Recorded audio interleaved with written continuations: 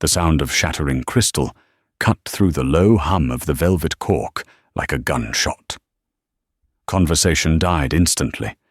Every eye in the dimly lit dining room turned to table 4, where the young waitress stood trembling, red wine dripping from her apron onto the pristine floor tiles. The man seated there, her boyfriend, didn't offer a napkin. Instead, he leaned in, his voice a low, venomous hiss that carried just far enough for the man at the next table to hear. "You're embarrassing me again," he snarled, gripping her wrist hard enough to turn the skin white. "You're dead when we get home." The waitress flinched, tears welling in her eyes. But at table 5, the man in the charcoal suit stopped cutting his steak. He didn't look up immediately. He simply placed his knife down with a deliberate, terrifying calm. The air in the room grew heavy, charged with a violence that hadn't happened yet. Layla checked the receipt in her apron pocket for the 3rd time, her fingers trembling slightly. It was a Tuesday night at the Velvet Cork, usually a slow shift. But tonight, the air felt suffocatingly heavy. The restaurant was an upscale establishment in the heart of the city, the kind of place where politicians dined with their mistresses, and business deals were signed over bottles of wine that cost more than Layla's rent. She adjusted her ponytail, forcing a smile onto her face as she picked up the tray for table 4. Her heart hammered a frantic rhythm against her ribs. She didn't need to look to know who was sitting there. She could feel his presence like a drop in barometric pressure before a storm. Derek was early. He wasn't supposed to pick her up until 10. He sat with his back to the wall, nursing a whiskey sour. He looked handsome to the outside world, a sharp jawline, blonde hair styled with expensive gel, wearing a polo shirt that showed off his gym-sculpted arms.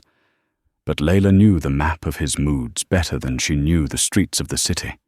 She saw the tightness at the corner of his eyes, the way his finger tapped incessantly against the condensation on the glass.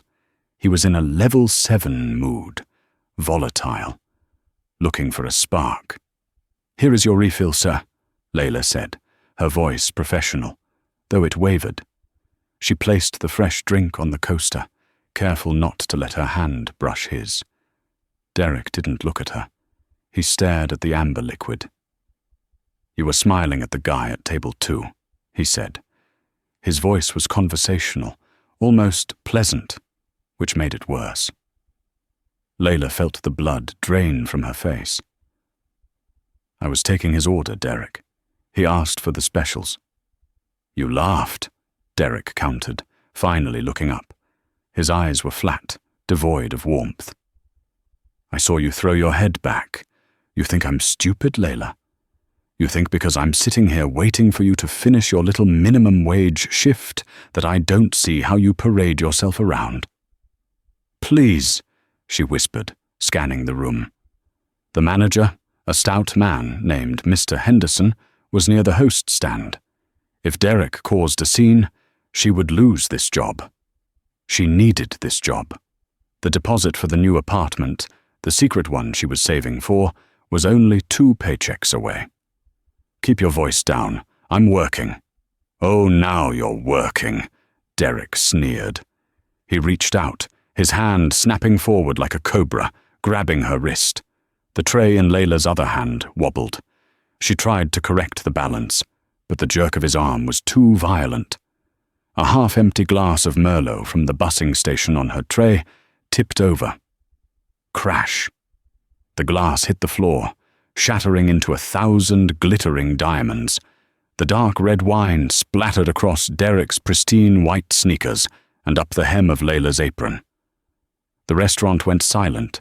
The soft jazz playing over the speakers seemed to vanish. Layla froze. The shame was hot and immediate, flushing her skin. I'm so sorry, I'll get a towel." "You clumsy bitch," Derek hissed. He didn't let go of her wrist. In fact, he squeezed harder, twisting the skin. Layla gasped, the pain sharp and radiating up her forearm. "Derek, you're hurting me." He leaned in, his face inches from hers, the smell of whiskey and expensive cologne, Santal 33, a gift she had bought him, filled her nose. "You did that on purpose," he whispered, his voice dripping with malice. "You wanted to humiliate me in front of these people. You think you're clever?" "No, it was an accident. Please let go. You're dead when we get home," Derek said. The words hung in the air, heavy and absolute. It wasn't a figure of speech. Layla knew the routine. The car ride would be silent. The front door would lock. And then the noise would start. She looked down, tears blurring her vision, waiting for him to release her so she could clean the mess and disappear into the kitchen. But then, a voice cut through the tension. It wasn't loud. It was deep, textured like gravel grinding under heavy tires. "Let her go." Derek froze. He turned his head slowly to the left. Table 5 had been occupied for an hour by a solitary diner. He was a man who took up space, even when he wasn't moving. He was older than Derek, perhaps in his late 40s, with salt and pepper hair cut close and a beard that was meticulously groomed. He wore a navy 3-piece suit that fit him with the precision of armor. Throughout the meal, he had been reading a leather-bound notebook, occasionally making notes with a fountain pen. He hadn't looked at his phone once. Now, the notebook was closed. The man, whose name was Gabriel, was looking directly at Derek. His eyes were dark, almost black, and they held a terrifying stillness. "Excuse me," Derek said, his bravado flaring up instantly. He released Layla's wrist, but only to puff his chest out. "This is a private conversation. Mind your own business, old man." Layla stepped back, clutching her wrist. She saw the red marks forming already. She looked at the man at table 5 with wide, pleading eyes. "Don't," she thought. "Please don't make him angrier. He'll take it out on me later." Gabriel picked up his linen napkin and dabbed the corner of his mouth. He stood up slowly. He wasn't exceptionally tall, but he possessed a density, a gravity that made him seem like a mountain rising from the floor. "I'm trying to enjoy my ribeye," Gabriel said calmly. He took a step toward their table. "And it is difficult to digest good meat when a boy is threatening a woman 3 feet away from my ear." "Boy?" Derek stood up, kicking his chair back. The screech of the wood against the floor was agonizing. Derek was tall, athletic, fueled by alcohol and a fragile ego. "Listen here, Grandpa. You don't know who you're talking to. I suggest you sit your ass back down before I put you down." The air in the restaurant shifted. The other diners, a couple celebrating an anniversary, a group of businessmen, were watching with bated breath. Mr. Henderson, the manager, was rushing over, his face pale. "Gentlemen, please," Henderson stammered. "Is everything all right here?" "Get this guy out of my face," Derek spat, pointing a finger at Gabriel. "He's harassing me." Gabriel ignored the manager completely. He didn't blink. He just looked at Derek's finger, then up to Derek's eyes. "You said she was dead when you got home," Gabriel stated. It wasn't a question. "It's a figure of speech," Derek scoffed, though his confidence wavered slightly under Gabriel's unblinking gaze. "It's a joke. Not that you'd have a sense of humor." "I don't find it funny," Gabriel said. He took another step. He was now within striking distance. "And judging by the bruising on the lady's wrist, neither does she." Derek flushed red. "Layla, tell him to back off. Tell him we're fine." Layla looked at Derek, then at Gabriel. Her throat felt like it was stuffed with cotton. If she spoke against Derek, tonight would be hell. If she didn't, the stranger might get hurt. It's okay, sir," Layla whispered, looking at the floor. "I'm clumsy. I dropped the wine. It's my fault." Gabriel looked at her then. For a second, his expression softened, a flicker of something resembling pity, or perhaps recognition, crossing his face. But it vanished as quickly as it appeared, replaced by that cold iron resolve. "You see?" Derek smirked, regaining his ground. "She knows her place. Now walk away." Gabriel sighed. It was a sound of profound disappointment. He reached into his jacket pocket. Derek flinched, raising his hands as if expecting a gun. Gabriel pulled out a sleek, black leather wallet. He opened it and extracted a crisp $100 bill. He dropped it onto Derek's table, right into the puddle of spilled wine. "For the drinks," Gabriel said, "and for the dry cleaning of your sneakers." He turned to Layla. "What is your name?" "Layla," she breathed. "Layla," Gabriel repeated. He reached into his pocket again and pulled out a card. It was heavy stock, matte black, with nothing on it but a phone number embossed in gold. He placed it gently on her tray, avoiding the broken glass. "If you need a ride home, or if you need to be somewhere else." Derek laughed, a harsh, barking sound. "Oh, I get it. You're trying to pick her up? That's rich. You think she wants a geriatric sugar daddy?" Derek reached out and grabbed the card off the tray. He ripped it in half and threw the pieces at Gabriel's chest. "She's coming with me," Derek said, his voice dropping to that dangerous register again. "Right now." Gabriel brushed the pieces of card from his suit jacket. He looked at the torn paper on the floor, then back at Derek. "You made a mistake," Gabriel said softly. "Yeah. What are you going to do about it?" Derek challenged, stepping into Gabriel's personal space. Gabriel didn't throw a punch. He didn't shout. He simply leaned forward and whispered something into Derek's ear. No one else in the restaurant heard it. Layla watched Derek's face. In a span of 3 seconds, the arrogance drained out of him like water from a cracked bucket. His eyes went wide, his jaw went slack, and the color completely vanished from his skin. He took a staggering step back, nearly tripping over his own chair. Gabriel straightened his jacket. "Enjoy your evening." He turned and walked back to table 5, sat down, and picked up his knife and fork. Derek stood there, hyperventilating.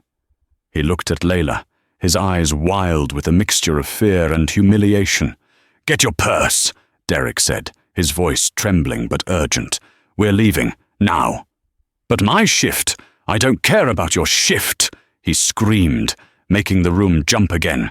He grabbed her arm, harder this time, dragging her toward the exit. "We are leaving!" Layla stumbled after him, glancing back one last time. Gabriel was eating his steak, calm and composed. But as they reached the door, she saw him lift his left hand slightly. 2 men who had been sitting at the bar, men Layla hadn't even noticed, stood up in unison and walked toward the exit, trailing them. The rain began to fall as soon as Derek slammed the driver's side door of his black BMW. It wasn't a gentle drizzle. It was a sudden, violent downpour that hammered against the roof of the car like handfuls of gravel. Inside, the silence was deafening. Derek jammed the key into the ignition, his hand shaking so badly he missed the slot twice. When the engine finally roared to life, he didn't check his blind spot. He peeled out of the Velvet Cork's parking lot, tires screeching against the wet asphalt, narrowly missing a taxi. Layla gripped the handle above the passenger door, her knuckles white. She pressed her body against the door, trying to make herself as small as possible.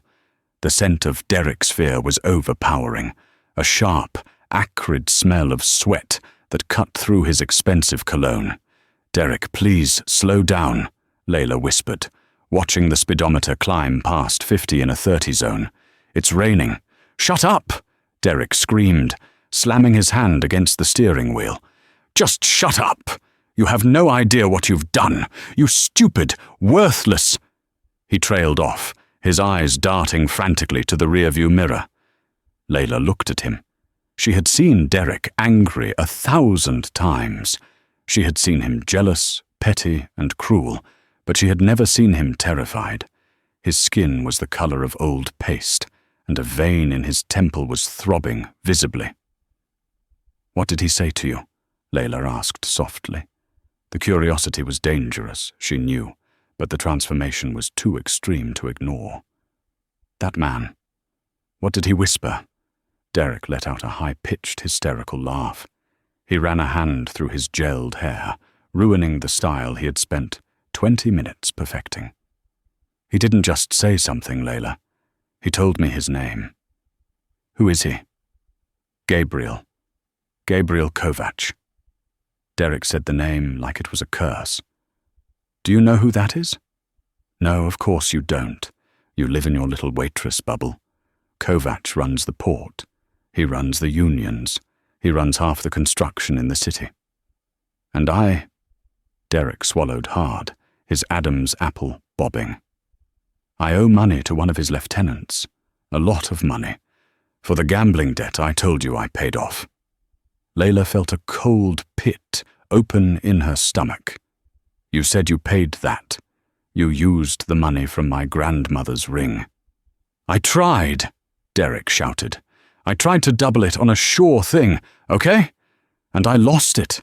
I've been dodging them for 3 weeks. I didn't know the big boss would be eating at the same damn restaurant." He checked the mirror again. "Damn it." "What?" Layla turned in her seat to look out the back window. Through the rain-streaked glass, she saw a pair of headlights. They were distinct, bright, bluish-white LED beams that cut through the darkness. They were keeping a perfect distance, about 3 car lengths back. "Is that them?" Layla asked, her breath catching. "It's a grey sedan, late model. It pulled out right after us," Derek muttered. He suddenly swerved hard to the right, taking a sharp turn onto 5th Street without signaling. The tires hydroplaned for a split second before gripping the road. Layla gasped, bracing herself.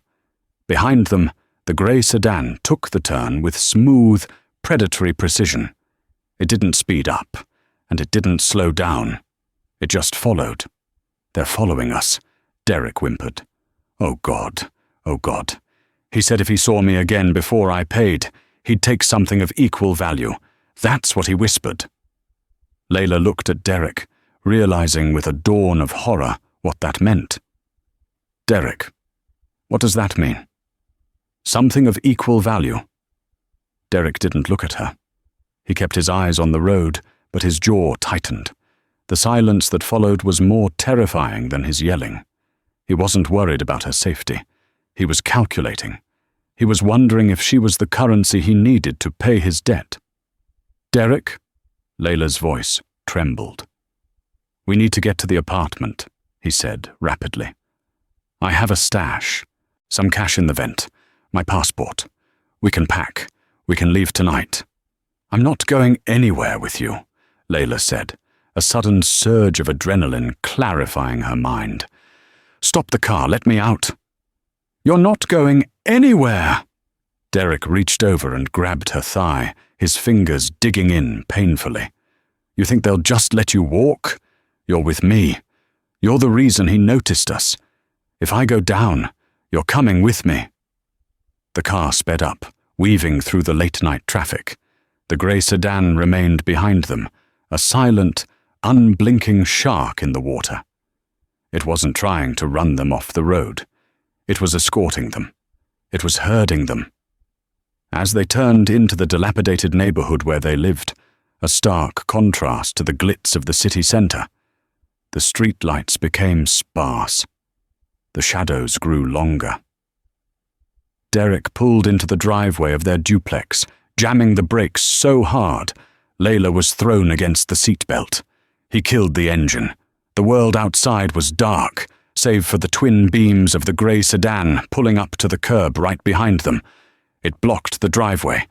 "Get out," Derek hissed. "Inside, now." He didn't wait for her. He scrambled out of the car, sprinting toward the front door, fumbling with his keys. Layla sat frozen for a second. She looked at the grey sedan. The engine was idling. The wipers were moving back and forth. Swish! Swish! No one got out. She had two choices: run into the dark street or follow Derek inside. The men in the car terrified her. But she knew Derek. She knew the layout of the apartment. There was a back door. She opened the car door and ran through the rain, following Derek into the house. The apartment was cold. They hadn't turned the heat on to save money. Money Derek had apparently gambled away. Derek didn't bother turning on the lights. He slammed the front door and threw the deadbolt, then dragged a heavy wooden chair from the dining table and wedged it under the doorknob. "That won't stop them," Layla said, shivering as the water dripped from her uniform onto the cheap linoleum. "Grab a bag," Derek ordered, ignoring her logic. He ran into the bedroom. Layla heard the sound of drawers being ripped open and dumped onto the floor. She stayed in the living room. She wasn't going to pack. She looked at the front door, watching the handle. It was perfectly still. Derek came rushing back out, a duffel bag stuffed with clothes and a small metal box. He looked wild, his eyes manic. He grabbed Layla by the shoulders and shook her. "Why aren't you packing? I told you to pack." "I'm done, Derek," Layla said, her voice surprisingly steady. "I'm not running from the Mafia with you. This is your mess. You stole my grandmother's ring. You lied to me. You hit me." "I never hit you," Derek shouted, raising his hand instinctively. "You're about to." Layla flinched, but she stood her ground. "Just like you were going to at the restaurant." Derek lowered his hand, but his face twisted into a sneer. "You think you're better than me? You're a waitress, Layla. You're nothing without me. Who pays half the rent? Huh? Who drives you to work?" "I pay all the rent, Derek. You haven't paid your share in 6 months," Layla screamed back, the dam finally breaking. "And I'm done." Knock, knock, knock. The sound was polite, controlled, 3 distinct raps on the front door. Derek froze. He dropped the duffel bag. The color drained from his face again, leaving him looking like a ghost. "Don't answer it," he whispered.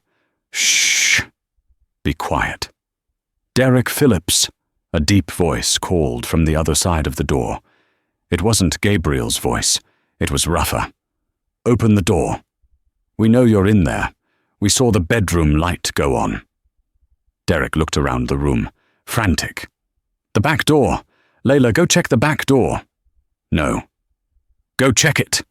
He shoved her toward the kitchen. Layla stumbled, catching herself on the counter. She looked at the back door. Through the window she could see a shadow standing on the small patio. They were surrounded. "They're at the back, too," she said. Derek made a sound like a wounded animal. He ran to the kitchen drawer and pulled out the largest butcher knife they owned. "Derek, no," Layla pleaded, raising her hands. "Put that down. You're going to get us killed." "I'm not going out like this," Derek panted. He moved toward Layla. You talk to them. They liked you. The old guy, he liked you. Open the door and tell them I'm not here. Tell them I left. They saw us come in together. Make something up." Derek grabbed her arm, dragging her toward the front door, the knife still clutched in his other hand. "Tell them I went out the window. If you don't get rid of them, I swear to God, Layla, You'll what?" The question didn't come from Layla. The front door exploded inward. The wood splintered with a deafening crack as the lock gave way under the force of a battering ram, or a very strong kick. The chair Derek had wedged under the knob flew across the room, smashing into the television. 2 men stepped over the debris. They were the men from the bar. The first was huge, a wall of muscle with a shaved head and a scar running through his left eyebrow. This was Bruno. The second was Lena, wearing a leather jacket and holding a silenced pistol casually at his side. This was Leo. Derek shrieked and pulled Layla in front of him, pressing the blade of the butcher knife against her throat. "Stay back!" Derek screamed. "I'll do it! I swear I'll cut her!" Layla couldn't breathe. The cold steel pressed against her skin. She could feel Derek's heart hammering against her back like a trapped bird. She closed her eyes, tears leaking out. So this is it, she thought. This is how it ends. Dying in a dirty apartment because of a man I should have left 2 years ago. Bruno, the large man, didn't look impressed. He looked bored. He took a step forward, crunching broken wood under his boot. "Let the girl go, Derek," Bruno said. His voice was a low rumble. "Mr. Kovac doesn't want her hurt." "He wants my money," Derek yelled, his spit flying onto Layla's cheek. "If you come any closer, she bleeds." "Mr. Kovac has plenty of money," Leo said from behind Bruno. He holstered his gun, which was a confusing move. He looked at Derek with pure disdain. "He didn't send us here for the money, you idiot. The debt is written off." Derek paused. The knife wavered slightly against Layla's neck. "What?" "Written off," Leo repeated. "The boss bought your debt from the loan shark 10 minutes ago." "Why?" Derek asked, confused. "Why would he do that?" "Because," Bruno said, taking another step closer. "He wanted to own the rights to you." Derek blinked. "I don't understand." "He saw you put your hands on a woman," Bruno clarified, his eyes narrowing. "Mr. Kovac has old-fashioned rules about that. He doesn't like bullies." So I'm free?" Derek asked, hope creeping into his voice. He loosened his grip on Layla slightly. "No." Leo smiled, and it was a smile without any joy. "The girl is free. You, Derek, are coming with us. We have a long drive ahead of us." Derek's eyes widened. He realized his mistake. He tightened his grip on Layla again, panic surging back. "No, back off! I mean it!" But he was too slow. Layla, fueled by the terrifying clarity of the moment, did the only thing she could. She stomped her heel down as hard as she could onto Derek's instep. Derek howled in pain. His grip loosened for a fraction of a second. Layla grabbed his wrist, the same wrist he had bruised earlier, and twisted away, dropping to the floor. Before Derek could recover, Bruno moved with a speed that defied his size. He crossed the room in 2 strides, his fist, the size of a ham, connected with Derek's jaw. Crack. Derek's head snapped back. He went limp instantly, dropping the knife and crumbling to the floor like a puppet with cut strings. Silence returned to the room, broken only by the sound of the rain outside and Layla's jagged breathing. She was curled on the floor, shaking. Bruno stood over Derek's unconscious body. He nudged him with his boot to ensure he was out. Then he turned to Layla. His expression softened significantly. He reached into his jacket pocket and pulled out a clean, white handkerchief. "Miss Layla," Bruno said gently. He crouched down, not too close, giving her space. "Are you injured?" Layla shook her head, unable to speak. She touched her throat. There was a thin line of blood where the knife had pressed, but it was shallow. "Good," Bruno said. He offered her the handkerchief. "Mr. Kovac is outside in the car. He would like a word with you. You are not in trouble. You are safe now." Layla looked at the handkerchief, then at the unconscious form of the man she had loved for 3 years, and then at the open door where the rain was falling. "Is he?" Layla pointed at Derek. "Is he dead?" "Not yet," Leo said from the doorway. "That depends on how the conversation goes." Bruno shot Leo a warning look. "He is alive, Miss Layla. We are just taking him to renegotiate his terms." Bruno stood up and offered her a hand. "Please. The boss is waiting, and he hates to wait." Layla hesitated. She looked around the apartment. It was a prison she had built for herself. Leaving it with these men seemed insane, but staying here seemed impossible. She took Bruno's hand. It was rough and warm. He pulled her to her feet with effortless strength. "Grab your coat," Bruno said. You won't be coming back here. The back of the Rolls-Royce Phantom was a different world. It smelled of rich mahogany and spiced tobacco, a stark contrast to the mildew and stale beer scent of the apartment Layla had just fled. The rain drummed rhythmically against the reinforced glass, but inside, the silence was absolute. Gabriel sat on the opposite leather seat, his legs crossed, reading a file illuminated by a small, warm reading light. He didn't look up immediately when Bruno helped Layla inside and closed the heavy door with a solid thump. Layla pressed herself into the corner of the plush seat, clutching her wet coat around her. She was shivering, partly from the cold rain, but mostly from the aftershock of adrenaline. She watched Gabriel. He looked like a king in his castle, untouchable, calm, terrifying. "Drink this," Gabriel said without looking up. He gestured to a crystal tumbler on the small table between them. It contained an amber liquid. "What is it?" Layla asked, her voice raspy. "Brandy. It will stop the shaking." Gabriel finally closed the file and placed it on the seat next to him. He looked at her, his dark eyes scanning her face, lingering on the thin red line on her neck. His jaw tightened almost imperceptibly. "Does it hurt?" Layla touched her neck. "A little. It's just a scratch." "It shouldn't be there at all," Gabriel said. His voice was low, vibrating with a suppressed anger that Layla realized wasn't directed at her. "I apologize for the mess back there. Bruno can be enthusiastic, but it was necessary to extract you quickly." "Extract me." Layla took a sip of the brandy. It burned her throat but spread a welcome warmth through her chest. "Is that what this is? A rescue mission?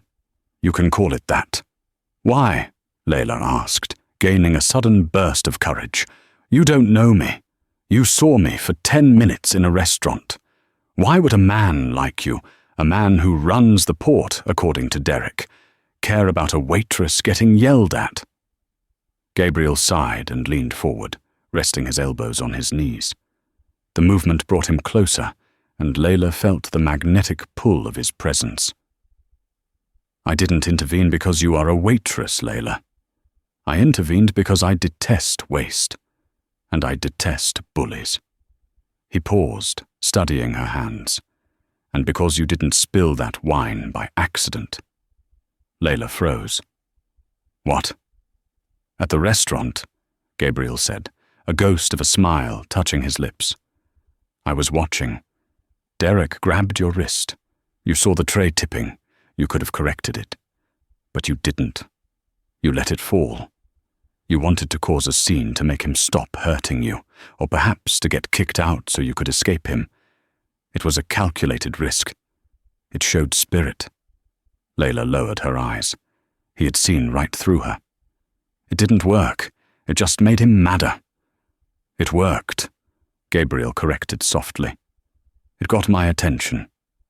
The car slowed down as it approached a massive iron gate. Layla looked out the window. They were leaving the city, entering the wealthy district of Highland Park, where the estates were set back miles from the road. The gates swung open, revealing a winding driveway lined with ancient oak trees. "Where are we going?" Layla asked, panic fluttering in her chest again. "My home," Gabriel said. "You can't go back to your apartment. Derek's associates, the ones he actually owes money to, will be looking for him, and by extension, they would look for you. You aren't safe there." "And I'm safe with you?" Layla asked skeptically. "You're a mob boss." Gabriel laughed, a rich, deep sound that made the interior of the car feel smaller. "I'm a businessman, Layla. My business just happens to operate in the shadows. But yes, you are safe with me. In my house, you are a guest. No one will touch you. No one will raise their voice to you. And you will never see Derek Phillips again. What are you going to do to him?" Gabriel's expression hardened. The warmth vanished from his eyes, replaced by flat, cold steel. Derek has a debt to pay, not in money. He owes for the disrespect. He owes for the fear he put in your eyes. We have a rehabilitation center for men like him. Layla shuddered. She didn't want to know what that meant. The car came to a stop in front of a sprawling stone mansion. It looked like something out of a Gothic novel. Turrets, ivy creeping up the walls, gargoyles perched on the eaves. But it was beautiful. Bruno opened the door. "We're here, boss." Gabriel stepped out first, then offered his hand to Layla. This time she took it. His grip was firm, anchoring her. "Welcome to the rookery," Gabriel said. "Tonight you rest. Tomorrow we discuss your future." "My future?" Layla asked, as he led her up the stone steps. "Yes," Gabriel said, pushing open the heavy oak doors to reveal a grand foyer with a chandelier the size of a small car. "Because you are not going back to waiting tables, Layla. You are meant for more than carrying trays for ungrateful men." The guest suite was larger than Layla's entire apartment. It had a 4-poster bed draped in silk, a fireplace that crackled with birch logs, and a bathroom stocked with oils and soaps that smelled of lavender and honey. Layla had scrubbed the night off her skin in the marble tub. She washed away the smell of the restaurant, the smell of Derek's cheap car, and the smell of fear. When she emerged, wrapped in a thick white robe she found in the closet, she felt like a new person, but the anxiety still hummed beneath her skin. She walked to the window. The rain had stopped. Below, the grounds of the estate were illuminated by floodlights. She saw men walking the perimeter with German shepherds, security. It was a fortress. A soft knock came at the door. "Come in," Layla said. Gabriel entered. He had changed out of his suit into dark slacks and a cashmere sweater. He looked less like a mob boss and more like a weary intellectual. He held a tray with tea and a plate of sandwiches. "I thought you might be hungry," he said, setting the tray on a small table by the fire. "You didn't eat at the restaurant." "Thank you," Layla said, realizing she was starving. She sat down and picked up a sandwich. "This is all very overwhelming. You barely know me, Gabriel. Why are you doing this?" "Really?" Gabriel sat in the armchair opposite her. He watched the fire for a long moment. "I told you part of the truth in the car, but not all of it." Layla put the sandwich down. "Tell me the rest." Gabriel reached into his pocket and pulled out a folded piece of paper. It looked like a printout from a spreadsheet. He handed it to her. "Derek didn't just owe money for gambling," Gabriel said quietly. "He was in deep with a loan shark named Vinny the Rat." Moretti. "Vinny is scum. He doesn't just deal in cash. He deals in people." Layla looked at the paper. It was a ledger. It listed dates, amounts, and names. Her eyes scanned down to the bottom line, dated for that very night. Debtor: Derek Phillips. Amount: 50,000. Collateral: the girl, Layla. Layla stopped breathing. The paper shook in her hands. Collateral. "He wasn't driving you home to pack, Layla," Gabriel said, his voice grave. "He was driving you to Vinny's warehouse. The grey sedan wasn't following him to collect the cash. They were following him to make sure he delivered the merchandise." "You." Layla felt the bile rise in her throat. He was going to sell me." "He had already sold you," Gabriel corrected. "The deal was done. If I hadn't stepped in at the restaurant, if I hadn't bought his debt and intercepted you, you would be on a shipping container bound for overseas by morning." Layla dropped the paper. She felt dizzy. The world tilted on its axis. Derek was abusive, yes. He was mean. But this? This was a level of evil she hadn't comprehended. The man she had slept beside, cooked for, and tried to love was going to trade her life for $50,000. She covered her face with her hands and began to sob. It wasn't a gentle crying. It was a guttural, heaving release of horror. Gabriel was beside her in an instant. He didn't grab her. He didn't hush her. He simply knelt beside her chair and placed a hand on her shoulder, offering a silent, solid presence. "He is a monster," Gabriel said, his voice vibrating with a dark promise. "And monsters do not survive long in my world." Layla looked up, her eyes red and swollen. "Where is he now?" "He is in the basement of the East Wing," Gabriel said calmly. "Bruno is educating him on the consequences of human trafficking." "I want to see him," Layla said. The words surprised her. Gabriel raised an eyebrow. "I don't think that is wise. It is not a pretty sight." "I need to see him," Layla insisted, standing up. Her fear was gone, replaced by a cold fury that matched Gabriel's. "I need him to know that I know. I need to look him in the eye one last time." Gabriel studied her face. He saw the resolve there. He nodded slowly. "Very well. But you stay behind me." They walked through the silent mansion, down a flight of stone stairs that led to the older part of the house. The air grew cooler. The smell of lavender was replaced by the smell of rust and damp earth. They reached a heavy metal door. Bruno was standing guard. He nodded at Gabriel and stepped aside. Gabriel opened the door. The room was a wine cellar, but it had been repurposed. In the center of the room, tied to a wooden chair, was Derek. He looked bad. His expensive shirt was torn. His face was swollen, one eye completely shut. He was conscious, though, his head lolling on his chest. When he heard the door open, he looked up. "Layla," he croaked. He tried to smile, a grotesque expression. "Layla, baby. Tell them. Tell them it was a misunderstanding. Tell them I love you." Layla stepped out from behind Gabriel. She looked at the man who had been her world for 3 years. She looked at the bruises on his face, the fear in his one good eye. "You sold me," she said. Her voice was flat, devoid of emotion. Derek flinched. No, baby, that's not true. It was temporary.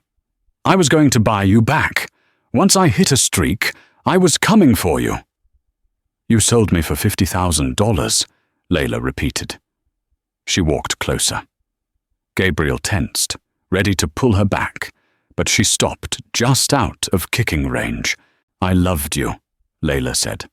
"I worked double shifts for you. I sold my grandmother's ring for you, and you were going to put me in a shipping container." "Layla, please," Derek sobbed, and "I'm sorry, I'll make it up to you. Just tell him to let me go." Layla looked at him for a long moment. Then she turned her back on him. "I don't know this man," she said to Gabriel. Derek screamed as she walked away. "Layla, you can't leave me here. You're dead without me. You're nothing." Layla stopped at the door. She turned her head slightly.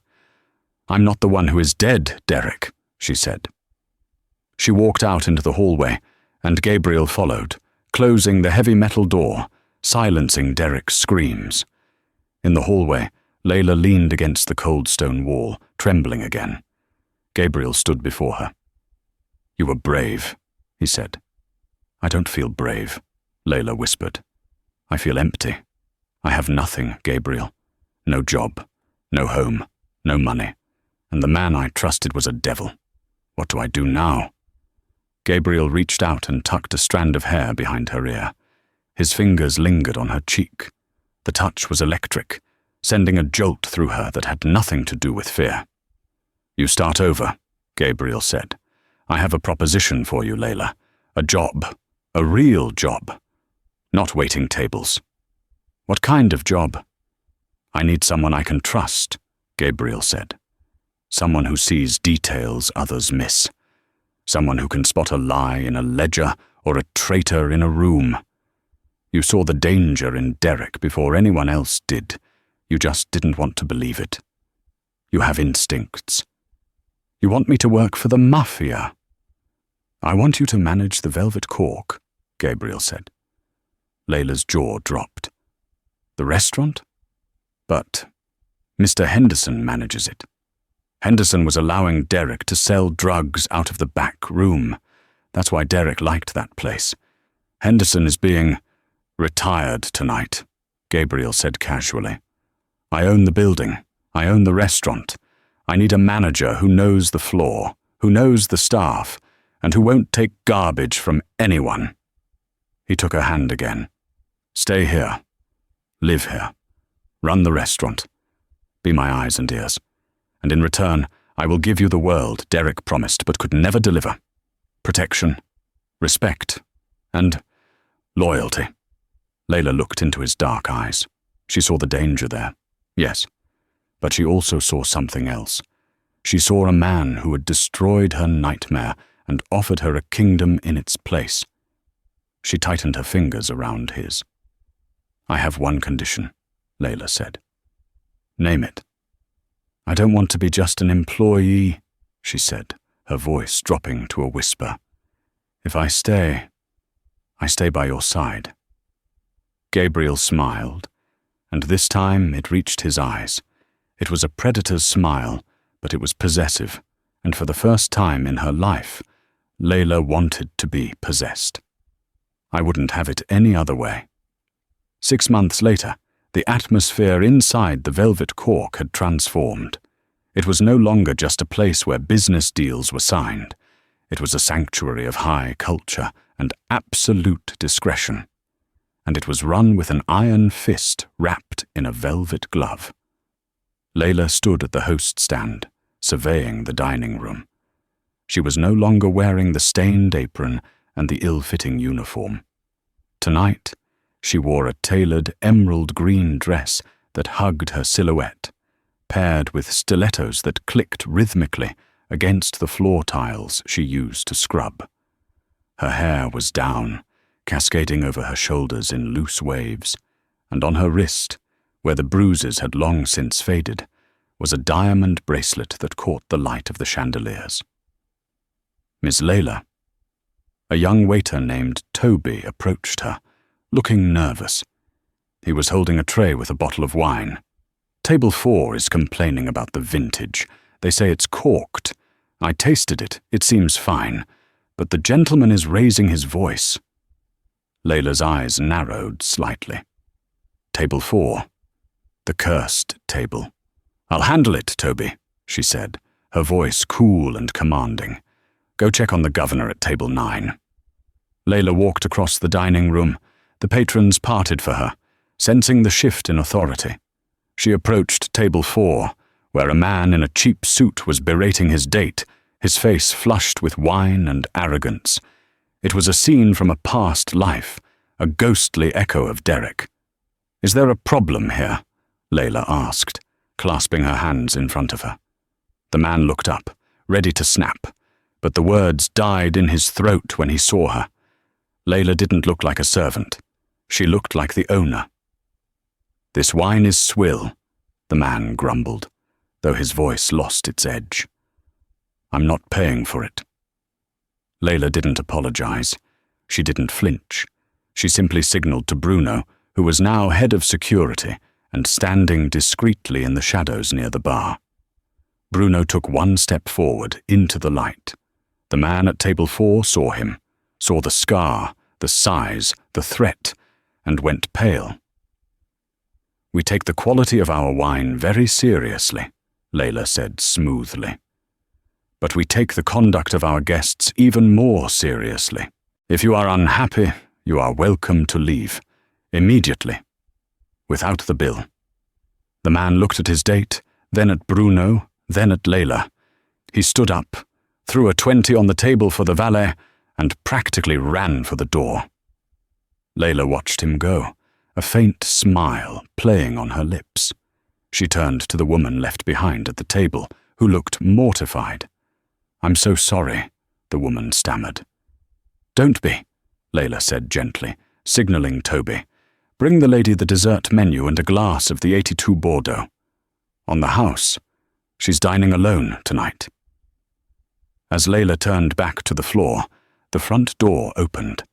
The air in the room changed instantly. It wasn't the heavy, suffocating pressure of Derek's anger. It was the electric charge of power. Gabriel Kovac walked in. He was flanked by Leo, but he waved his bodyguard away as he locked eyes with Layla. He looked tired. It had been a long week of negotiations with the dock unions, but his face lit up when he saw her. Layla walked to meet him. They didn't embrace. Not here, not in front of the staff, but the intimacy was palpable in the space between them. "Table 5 is open," Layla said softly. "I wouldn't sit anywhere else," Gabriel replied. They sat at the table where they had met. Toby brought them water immediately and vanished. Gabriel watched Layla, his dark eyes tracing the lines of her face. "You handled table 4 well," he noted. "You have the touch, Layla. The revenue is up 40% since you took over. Even the mayor is asking for reservations a month in advance." "I learned from the best," Layla said, taking a sip of her water. "It's easy to manage people when you know what they're afraid of, and what they want." "And what do you want, Layla?" Gabriel asked. The question was heavy, layered with meaning. Layla looked around the restaurant. She saw the life she had built from the ashes of her trauma. She saw the respect in the eyes of the staff. She felt safe. But there was one loose thread. "I want to know," she said quietly. Gabriel didn't need to ask what she meant.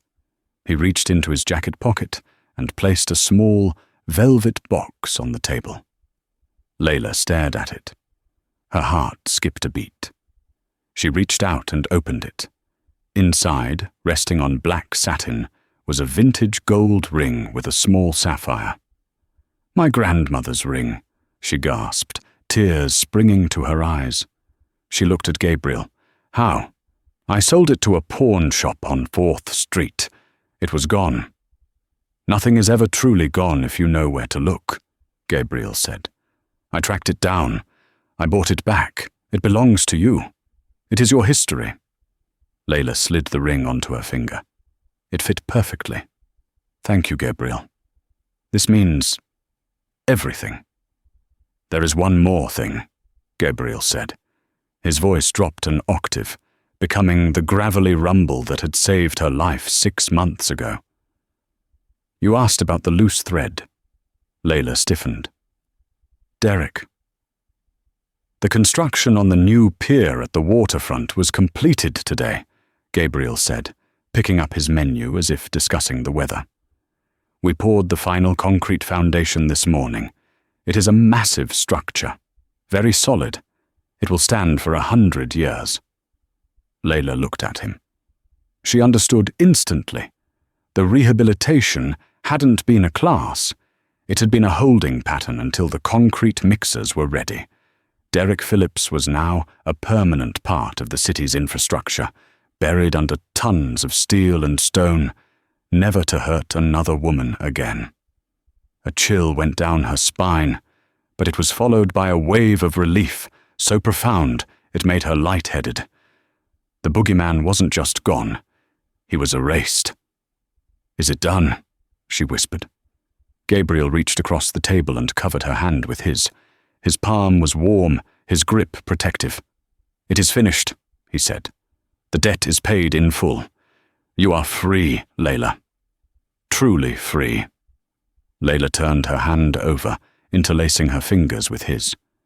She looked at the ring on her finger, the symbol of her past, and then at the man sitting across from her, the architect of her future.